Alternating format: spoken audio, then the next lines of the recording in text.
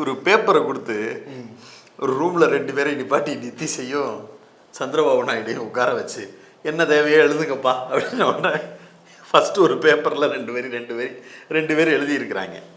2 பேர்கிட்டையும் பேப்பரை வாங்கிக்கிட்டு ஜிகிட்ட போய் ஜி இதுதான் கேட்டிருக்காங்க அப்படின்னு லிஸ்ட்டு கொடுத்தோடனே இதானா சரி ஓகே பண்ணிடலாம் அப்படின்னு சொல்லிட்டு திரும்பி போகும்போது என்ன இது சரின்னு சொல்லிட்டேன் அப்படின்ட்டு இங்கே வா கொடு அப்படின்ட்டு வாங்கி மறுபடியும் 2 எழுதி மறுபடியும் கொடுத்து விட்டுருக்காங்க. இது ஒரு பாசிபிலிட்டி.